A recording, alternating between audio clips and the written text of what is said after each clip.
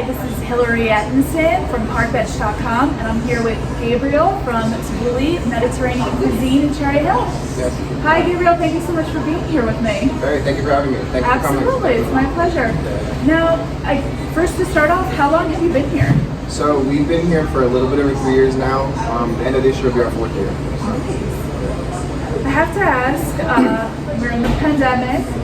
What do you think have been your biggest challenges being a newer business but having to survive through the pandemic? So one of the main factors is we're takeout and delivery, predominantly more so than like a dine-in restaurant.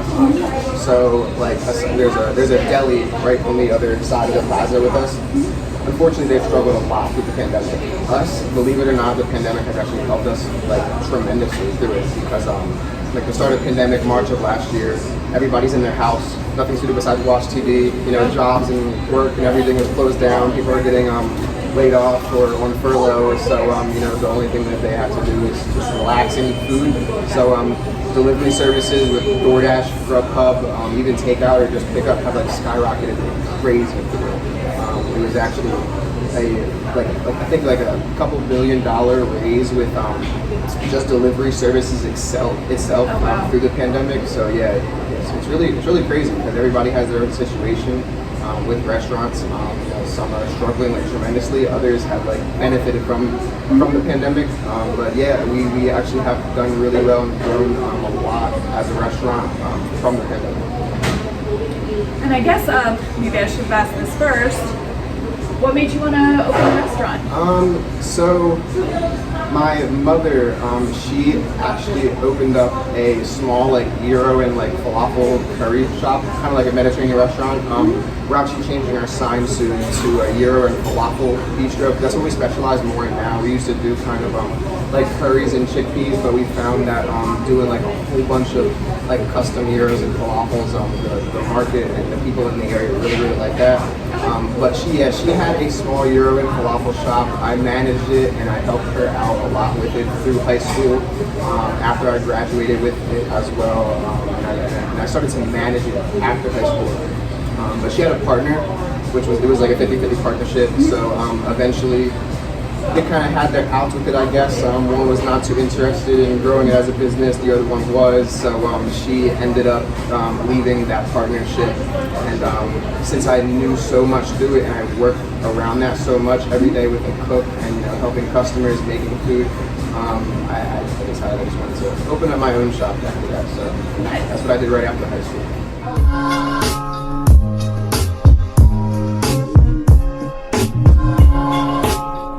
Why Cherry Hill? Why this location? I guess it's local for me too. I've always been in the Burlington, Camden County area. Cherry Hill, it's just a really nice area, I feel personally. No really right or wrong answer, no reason as to why. Everything at this location was actually already here. It was a restaurant previously, so startup costs that really made us kind of choose this location, so to say, or brought our attention to this specific location. Yeah, you already had the ovens in place, you already had the sink in place, the plumbing, bathrooms, which plumbing is of course a big factor, they're very expensive. So plumbing, grills, fryers, all of the equipment, walk-in fridges, freezers, all the biggest expensive hood ventilation systems, everything was already here. So it wasn't necessarily the area that made me choose a restaurant over here, but I'm very happy that it did because I love the area and I love the people. And so it's actually a really good area and I guess a market out here for this type of food, for this niche of a concept of a restaurant. So I'm really happy that everything happens the way it does. So you talked about it being that people are starting to be really drawn to this type of food. Now, I'd like for you to tell everybody the type of dishes you prepare because it can be a little tricky introducing people to a cuisine that they might not know. This is, we are in the land of the diner. You are not doing your traditional hamburgers or Italian food or Chinese food. how have you tried to really just educate people on the type of food you serve? You know, that your food is it's not really going to come with a side of mustard or ketchup, and you know, what is hummus, what is you know, tzatziki. That's a great question. The reason why I'm actually going back to the previous question that we just talked about is the area. It's a really heavily Jewish populated area, which is awesome because we do falafel and we do our falafel. It can be considered kosher, but we, you know, it's gluten free, it's vegan free. We have a lot of vegan options too. So even all of our meats are like our lamb and chicken, they're halal. Okay. If you're not familiar with that, halal is the way that the meat is prepared, and it's also blessed by a Muslim priest. So that is really in favor of the Muslim community over here in this area too. So it's really good. It entices people of those ethnic backgrounds and of those type of cultures.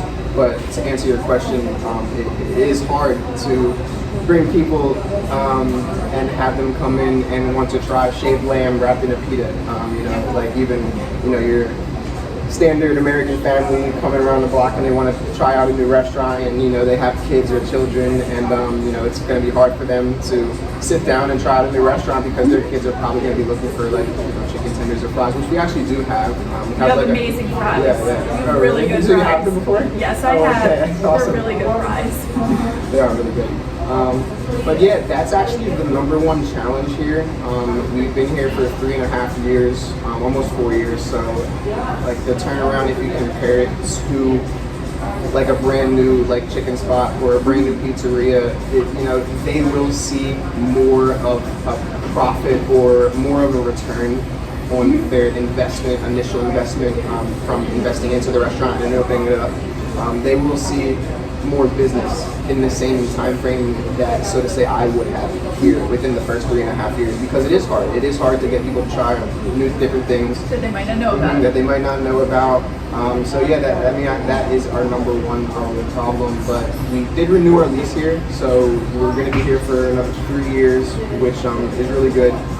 It is showing that once we grab those people and we get them in here, whether it's through marketing or trying to, you know, to tell a friend or, you know, tell them don't be scared, just bring them in here one time, they end up liking the food no matter what, and they always want to come back, even if it was the first time. So, as many of you know, opening any type of business can be very, very tricky, especially restaurants. People don't always realize the costs are involved. Aside from the pandemic, what have been some challenges that you've faced over the years? Aside from the pandemic, well, number one, the restaurant community or the restaurant business is probably one of the most challenging businesses there is, aside from retail, I would say. I'm sure. This is not your typical 9-to-5 job. No, it's not. No. It's well more intuitive and time-consuming than that. But yeah, aside from the pandemic, I would say that the number one challenge, especially for small restaurants like mom and pop shops, is to find help and staff, especially or consistently to, you know, work around like young people's schedules. You know, school, some are going to go off to college and then they have sports during the summer, you know, every day is something new. So yeah, aside from the pandemic, just the restaurant business itself is pretty challenging. It is really challenging. But it can be also very rewarding. Yeah. So, what do you like to do besides work? You know, obviously this takes up a whole lot of your time. We've just talked about how time-consuming this is. But what do you like to do when you finally have a little bit of time off? Well, the good thing is, being your own boss, you can set time aside for yourself. So Sundays and Mondays we are actually completely closed, which I have found out that it is really beneficial to give yourself those 2 days closed. I do get a little bit of backlash from people saying, oh my gosh, why are you closed on Sundays, or why are you closed on Mondays? You're getting so much more business, so much more this or that, you know, even football on Sundays and stuff like that. I've just seen it, you have to give yourself those days off. You have to give yourself some time off aside from, you know, working those 12 to 13, 14-hour days at the restaurant. I'm pretty family oriented, so my mom and my brother actually just walked in. That was them to come in and help me, so I could do this interview with you, Hilary. But thank you, mom and brother. But yeah, I mean, single mom, just me and my little brother. I'm really family oriented, so I'm always helping out at the house. My 95-year-old grandfather lives down the street, so I mean, I'm always trying to help out around the house or with family and the close immediate family that I have right now. But yeah, I mean, aside from just going to the beach in summers and just trying to get a little bit of time away, a little bit of family trips. Other than that, I don't know. I don't really read or nothing else. I don't really have any immediate hobbies. The one thing that will take a business really far is to be fully invested in it. So when you say, what do you do for like fun or what do you do besides the restaurant? This to me is really fun to me. It is something that I really do love. So even when I am working, it doesn't really always feel like I'm working. And isn't that the best job of all? It is, yeah. When you love what you, wouldn't they say that when you love what you do, you don't work a day in your life? Yeah, exactly. Yep, that's the exact quote. The goal that we all strive for. Mm-hmm. Yeah. Well, so there's definitely a few of the things that I wanted to. Mm-hmm. You talked about, your family's influence and everything like that. Yeah. What has had like the biggest impact on you? Definitely my mother. She's very accepting to what I chose to do in life, which with a lot of families or depending on your family situation or how close you are to your mother and father, that is really, I think, hard to come by. So I would say I'm really blessed to have such a supportive mom, even through all this. I've actually been having to train her how to work here. She's a full-time dental hygienist right now as well. But if I need any help, she's always like right by my side. Same with my little brother. So my mom, really a idol in my life. She is one that I have really learned a lot from. Same with my stepdad. He doesn't come here a lot. I mean, I don't even call him stepdad. I'll just call him dad at this point. We're really close. He is a restaurateur as well. He has a small fine dining restaurant in Pennsylvania, Jim Thorpe area. It's kind of like a small Victorian town up there. Very pretty. Real fun, yeah. It's a really, really nice town up there. Yeah, I've learned a lot from him as well. Yeah. Well, tell me about the actual menu. Do you have any favorites or ones that you... Fries are my favorite. Fries. Oh, with the lemon on top? Yeah. I'm telling you, those really, really good fries. Yeah. Do you think that those are kind of the customer favorite? I mean, they're definitely a really popular side, but our main, I guess, protein, so to say, a lot of our customers refer to us as the Mediterranean Chipotle, so to say. So, I mean, if you're familiar with Chipotle, you can choose your base, a burrito bowl or a salad, and then choose your proteins, and then choose your add-ons and whatever fixings you want on top. And that's kind of basically what we strive for here. I've seen that giving customers the ability to have the complete customizable aspect of whatever they want makes them feel like they get exactly what they want, how they want it, and they pay for exactly what they get. So here it's a gyro or falafel on a pita. That's your base. You could do the pita, you could do a bowl of rice, you could actually do a bowl of fries, or a salad. But the main proteins is our shaved lamb, chicken tikka, and falafel. Those are really the staples here. Our falafel is 100% vegan and gluten-free. We make it homemade here. It's fried to order and made to order. So if you're vegetarian or vegan, that's going to be lots of options. But that's going to be your number one go-to. All of our meats, as I said, they're halal, which is really beneficial to people religious background. Kind of like kosher, if you're Jewish. But aside from that, it's kind of almost organic. So in the way it's prepared, how it's clean, how it's not processed. There's no hormones or antibiotics in it. So it's really, really fresh food too. But yeah, I would say those are the main three things. If you know what you want, if you want a pita, a bowl of rice, or a salad, you can go crazy and get whatever you want. And I like what you were talking about, that trying to introduce people to these new flavors, new ingredients, that maybe if they can kind of build it themselves, they're kind of getting the taste of these amazing flavors that you know about, but in a way that kind of is comfortable to them and introduces them to this new cuisine. I love that. Any desserts we should know about? Right now we only have one dessert. It's our dessert. It is homemade. It's a walnut and honey phyllo pastry dessert. So if you've ever had it, I don't know. I have. It is really good. It's really good. It's got nuts in it, so if you have no allergies, unfortunately you won't be able to taste how good it is. But it is egg free. It's Take our word for it, though. It's dairy-free. delicious. Yeah. But yeah, I mean, we're so big on having the fresh, customizable options of whatever you want to get, and we don't really try to veer off much into anything else. Just to rather focus on that and make that the best that we can. Right.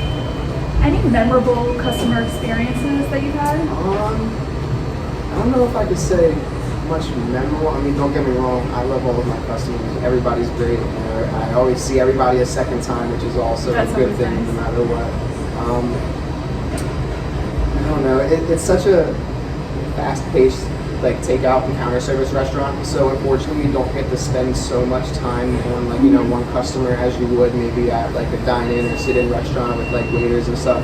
But it is also, I mean, it is amazing to hear when, for instance, a customer calls on the phone and they say, "Hi, I just picked up an order 20 minutes ago under the name of blah blah blah," and whoever's answering that phone call is maybe thinking that there was a mistake or there was something wrong with it, but then they end up saying, "I just wanted to say the food was absolutely amazing." So when the customers go out of the way to do stuff like that, it makes you feel really good. So I love that.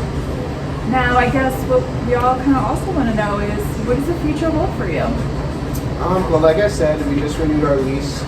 So our first lease was 3 years. We just renewed it for another 3. So we're going to be here for another 3 years. And we really hope to just grow a lot within that time frame. As of right now, we unfortunately don't do much marketing. I'm a working owner, so I'm always working alongside of my employees day to day as well. So it's very hard to tackle marketing, especially by yourself, unless you pay somebody to do it, or you put expenses out. Yeah, it is its own job. But we did just sign up with a new marketing agency, so we will hopefully be getting Tabboulee out there more and more and more, because people forget to, So we have to on Park Bench, we are definitely going to be promoting you on Park Bench. Yes, thank you. Absolutely. Well, thank you so much. Again, this is Gabriel from Tabboulee Mediterranean Cuisine in Cherry Hill. Please stop by. Trust me, it's delicious. Thanks, Hilary. Thank you so much.